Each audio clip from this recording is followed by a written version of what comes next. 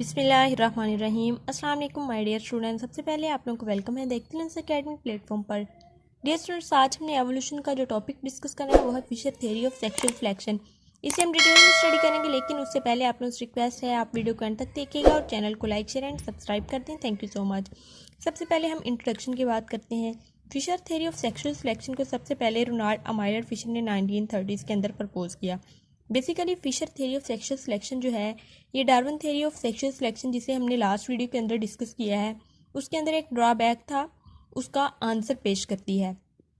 Drawback ये था कि why female always choose those male who have deleterious characters mean long tail, कि female हमेशा उन्हीं मेल्स को क्यों चूज़ करती है जिनके पास डेलिटेरियस कैरेक्टर्स या जिसे हम कॉस्टली कैरेक्टर कहते हैं मीन लॉन्ग टेल होती है। तो इस क्वेश्चन का आंसर फिशर ने इस थ्योरी के जरिए दिया था। फिशर का कहना था कि फीमेल्स जो हैं उनके अंदर म्यूटेशन हुई, म्यूटेशन की वजह से फीमेल की जो प्रेफरेंस है वो उन मेल के लिए ज़्यादा होगी जिनके पास ये डेलिटेरियस कैरेक्टर्स मीन लॉन्ग टेल थी। वो म्यूटेशन जो थी वो स्प्रेड होगी और इसी तरह तमाम फीमेल्स जो थी वो इन मेल्स को, यानी जिनके पास डेलिटेरियस कैरेक्टर थे, उन्हें चूज़ करने लगी।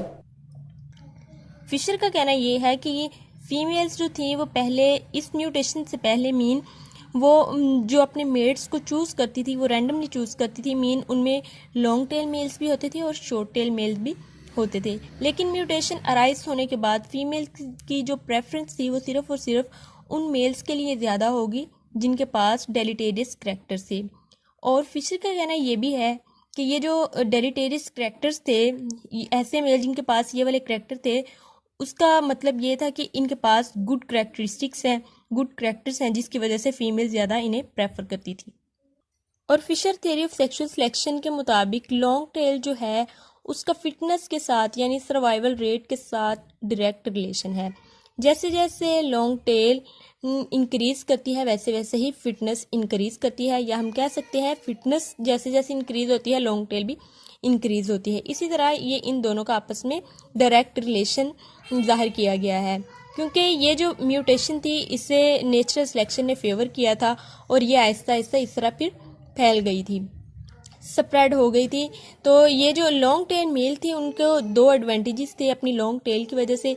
एक तो उनको एडवांटेज ये था कि वो उनकी फीमेल जो थी वो हमेशा उन्हें प्रेफर करती थी, यानी कि प्रेफरेंस बाय फीमेल। और दूसरा एडवांटेज उन्हें ये था कि ग्रेटर सर्वाइवल रेट, यानी कि वो जो मेल थे जिनके पास लॉन्ग टेल थी उनका सर्वाइवल रेट ज़्यादा था अदर मेल्स की निस्बत। और ये जो करैक्टर है यानी कि लॉन्ग टेल, इसे डेलिटेरियस करैक्टर या कॉस्टली करैक्टर इसलिए कहा जाता है क्योंकि ये सर्वाइवल रेट को कम करता है।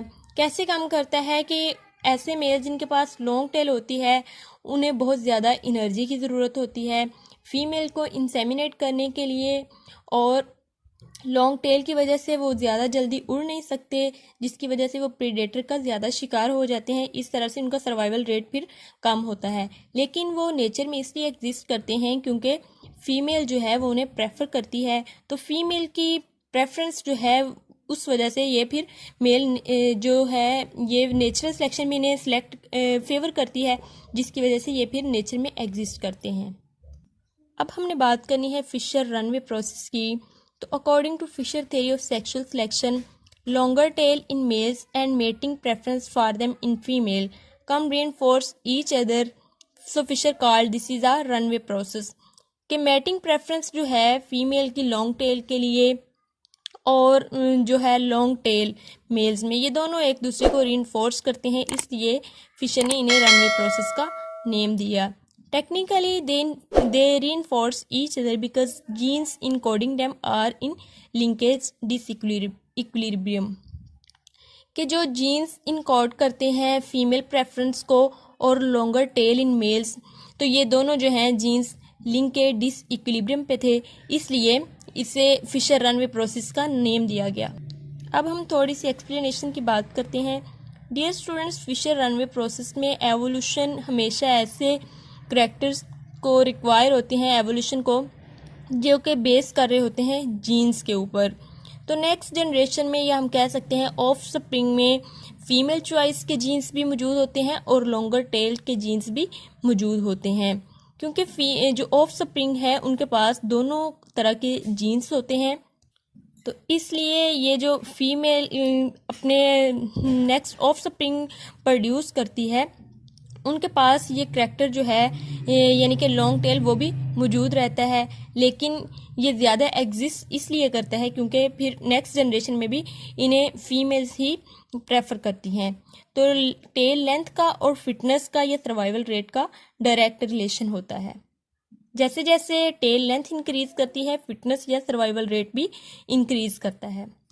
अदरवाइज जो सर्वाइवल रेट है, अगर फीमेल प्रेफर ना करे तो वो उनके लिए बहुत ज़्यादा मुश्किल हो जाता है सरवाइव करना। क्यों? क्योंकि एक तो उनकी जो टेल लेंथ है उसकी वजह से वो उड़ नहीं सकते, जिस वजह से वो भी प्रीडेटर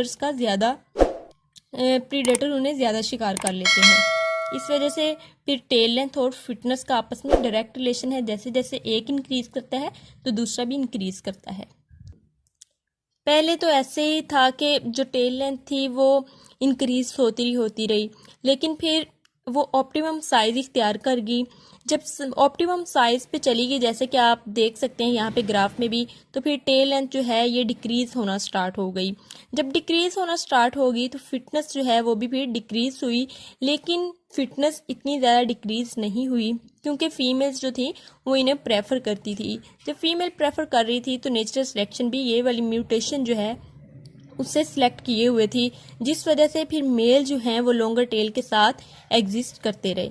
तो ये था हमारा आज का लेक्चर। होप्स आपको समझ आया होगा। काइंडली आप चैनल को लाइक शेयर एंड सब्सक्राइब करें and stay connected for more videos. Thank you so much. Allah हाफिज़।